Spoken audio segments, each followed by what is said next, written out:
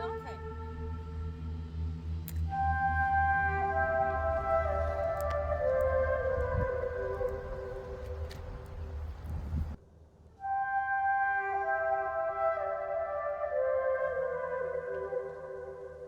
Nino Shabashkwe Beneseki Shikwe Indigenous Kaz, Juan Bagao, Nindunji Makwa, Nindudem. I am known by Great Spirit Gishimanatu as Blue Thunderbird Sky Woman. My Earth name, as I call it, is Mary Black. I am the oldest of four children born to my mother, and I'm an Afro-Indigenous woman who it's when people ask me like what I do, it's very hard to answer because I do so many things, right? And I also like I've been on stage. My whole family is pretty much artists. I pray to ask that those who need to hear the messages hear them in a way that does not harm them. Our goal is not to have anybody leaving here with an open wound in their heart. Please, I pray and I ask for the ancestors to have mercy on us. For about 7 years, I was traveling across the continent, really from Alaska to New Mexico, Quebec, and BC, and like just the four corners of Turtle Island to share my story, and about how I personally was able to overcome these massive barriers which affect pretty much all Indigenous people across the country, right? Whether it's sexual violence and abuse or dealing with all the intergenerational effects of residential school, right? So I focused on healing that inner child.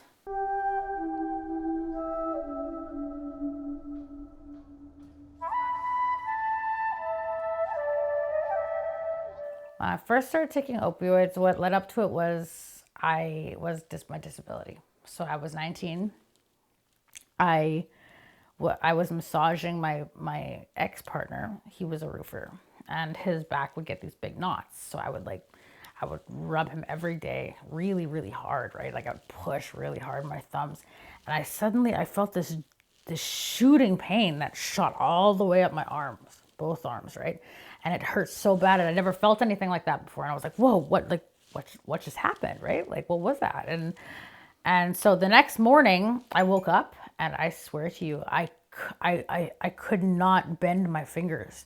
I couldn't straighten them. I was like looking at them; they were shaking away, and I was trying. Every time I tried to open them, I felt this burning and this going up every one of my fingers, and something is wrong, right? Something is obviously wrong. So my daughter Maya, her entire time of being a baby, I wasn't able to hold her because that's how much the disability affected me. Was when I took painkillers, I was able to hold my baby, right? And because I had just had a baby, it broke my heart not being able to hold her, or I learned how to do everything pretty much with my elbows. Like I would drive, I would shop, grocery shop. I couldn't use my hands. My hands were completely. It started in the hands, right? But it moved from the hands to the shoulders. It spread to the rest of my body, and I ended up having to be in a wheelchair. I had to have workers come in every day to take care of my baby and to take care of my house because I couldn't do anything. I spent 2 years probably sitting on the couch watching TV because I couldn't do anything else. While they were trying to figure out like what happened, because they didn't know what was wrong, and I'm actually the third generation to have undiagnosable chronic pain. It started with my grandmother. She was the first one to have undiagnosable chronic pain. Also a residential school survivor, and she was a survivor of the Brandon Sanatorium. Like she was placed there to be experimented on, right? And so they did so many tests, and obviously we will never get that. We'll never know what what it was, what they were doing to our children. But all I know is it started with her, and then my mother, and then me. So It's been 3 generations now, right? After 10 years, they diagnosed me with fibromyalgia through a series of trial and error and trying many different medications from my doctor, like countless medications, and seeing every specialist in the book and being referred to every. Eventually, I found some meds that do help me long term. I found like basically the concoction of medications that I'm on now, right? is they allow me to live my best life, and so yeah, I've been battling with opioids since I was 19 years old, and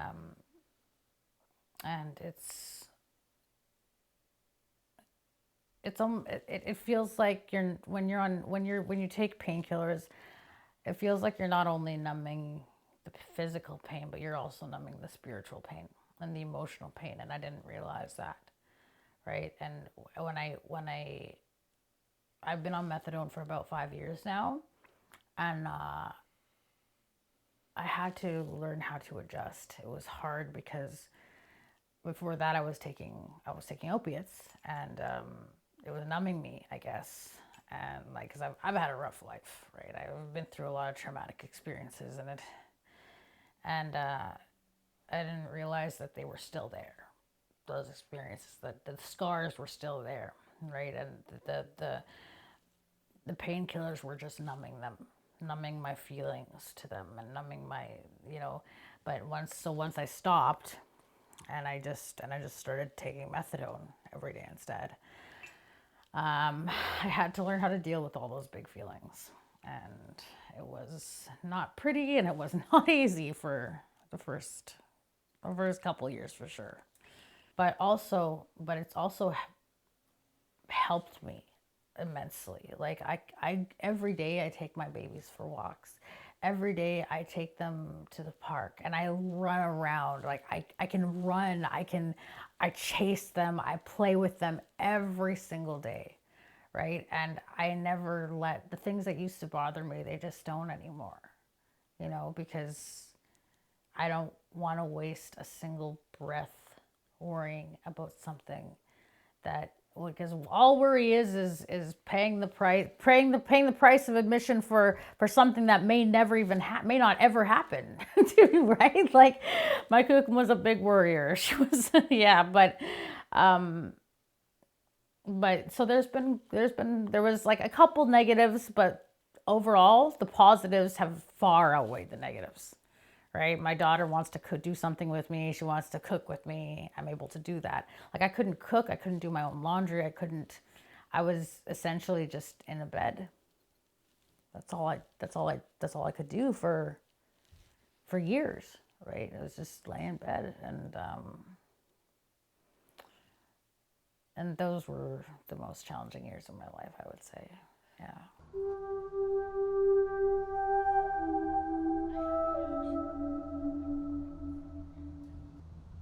I walk to Shoppers, I take my methadone, I sit down, I read a couple articles, and then I leave from there, right? It's a safe, the pharmacist is there.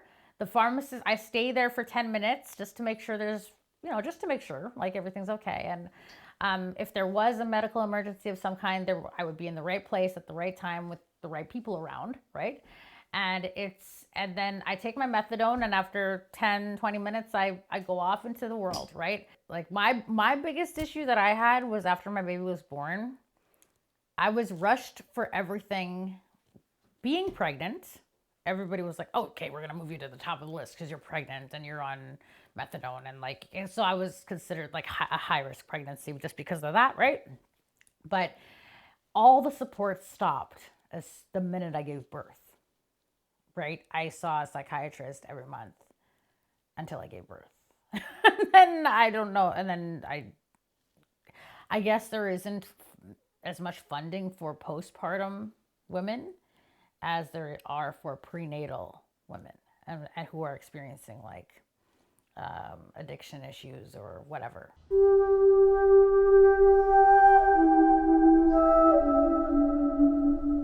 And I'm very open about my journey. I'm very, very open about being on methadone. It saved my life, right? been a miracle medicine for me. So why would I be ashamed of that, right? My goal is to educate others and educate others too, so they can understand that, you know, yes, I may be on methadone, but that doesn't take away from the fact that I haven't touched drugs or alcohol for 10 years.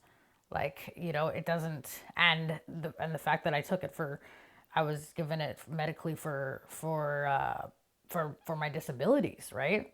It was, I don't think there's any shame in that at all. I'm not ashamed, you know.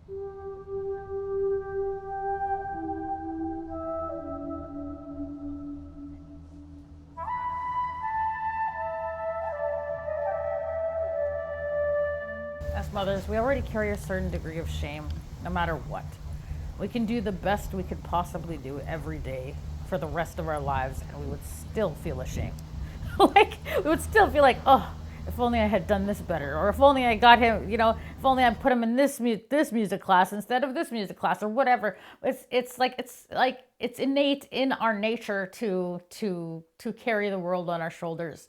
You don't need to shame women who are on oats, or who are using opiates, or who are using it, you know, during their pregnancies. Like, they already feel that shame enough. Like, you don't need to add to it. And adding, like, shame is actually, I would say personally, I think it's the number one cause of using, is the shame, because it numbs the shame, right? And shame is a hard thing to carry around with you. When you're walking around with shame, before I came out about being abused and being in these situations, being in the situations I've been in my life, I I carried that shame, and it felt like I was carrying a ton of bricks on my back all the time, right? I felt I felt unworthy, unloved, dirty, useless. And it affects everything. Shame affects the way you walk, it affects the way you talk, it affects the way you see the world, it affects the way you see yourself, right? So these women that people are out there judging, you know, for taking opiates, or for being on OATS, they don't need to hear more of that, because I'm sure that they already hear it enough from themselves, and from society, and from, you know, probably the people in their lives. And they don't. And, you know, if you want to see somebody you love is an addict struggling with addiction, and they're pregnant, the the way to get them to stop is not by shaming them.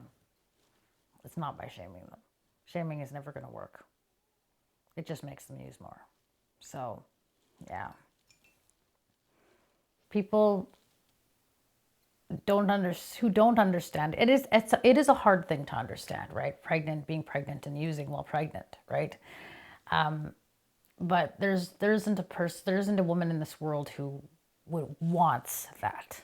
There's not a woman in this world who wants to be using while pregnant.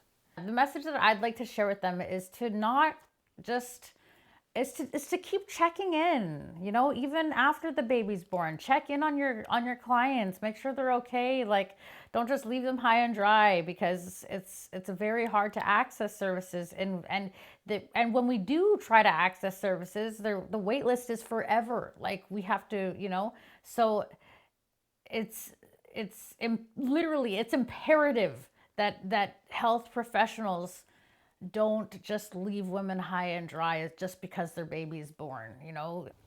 What makes me feel empowered, my kukum taught me never to live in shame. She taught me that if something happens to you, it doesn't need to define who you become.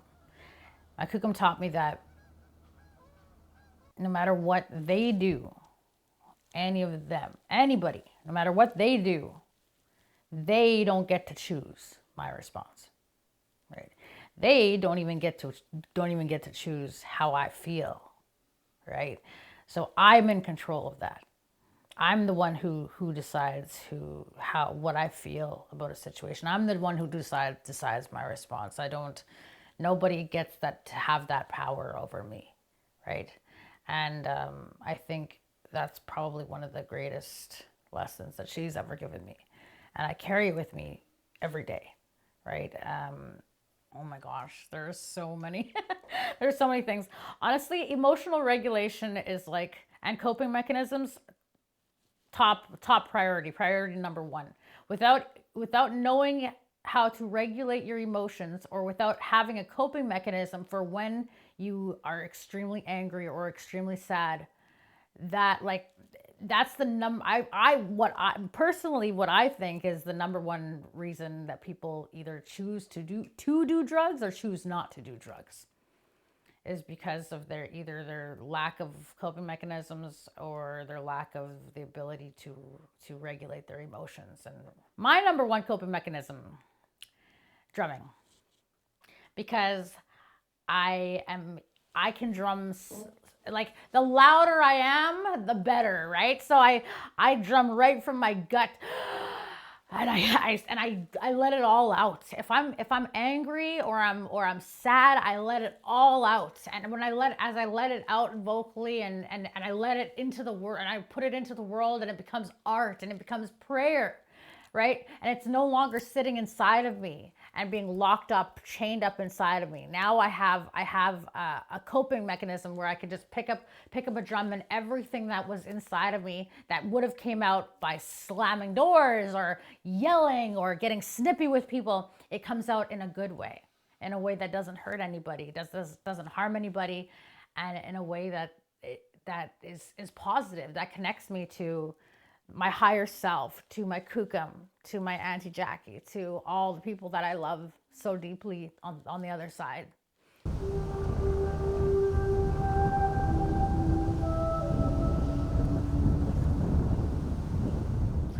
Drumming is absolutely beautiful. Like I've been performing on stage longer than I've been singing traditionally, right? Drumming is an extension of our prayer. It's not just music, right? It's not just music, it's not just sound, it's an extension of prayer. It's the way we connect, and we connect to creator, and to all the beautiful things that creator has created in this world, and all the things that live and breathe, whether it's the plants, the animals, the ocean, right? So every song is my favorite. My favorite song is the Ancestor song, right? That's my all-time favorite, because the song is meant to be to invite our loved ones who have gone to the spirit world to come and join us, usually for a feast or for a ceremony or for something, right?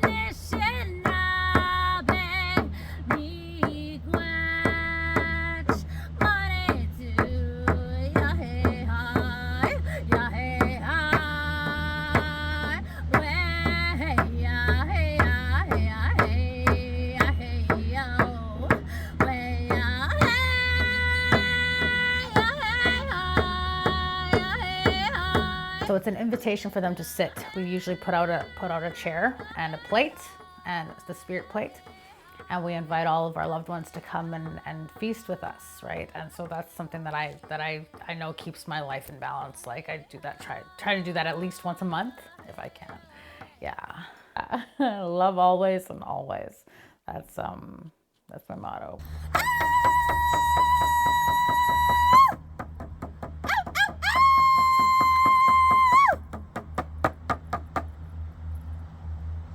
Hi.